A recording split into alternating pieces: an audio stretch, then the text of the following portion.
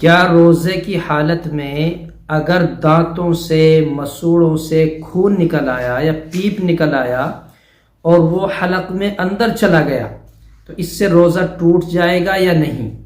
قضا لازم ہوگی یا کفارہ بھی لازم ہوگا؟ یہ سوال ہے ایک بھائی کا، اس نے مسئلہ پوچھا، آپ سبھی کے سامنے میں اس مسئلے کو شیئر کر دیتا ہوں۔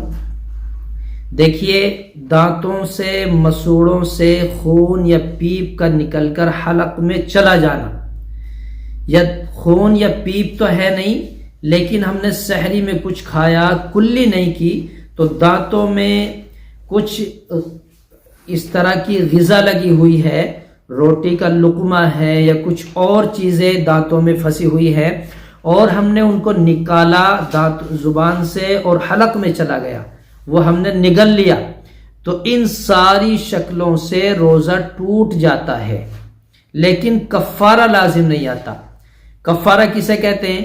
روزہ ٹوٹ گیا، قضا لازم ہوگی، یعنی عید کے بعد صرف ایک روزہ رکھنا ضروری ہے، اور کفارہ کہتے ہیں کہ 60 روزے رکھنا، قضا بھی اور کفارہ بھی۔ اگر جان بوجھ کر یہ کام کیا کسی نے تو اس پر قضا اور کفارہ دونوں ہوتی ہے۔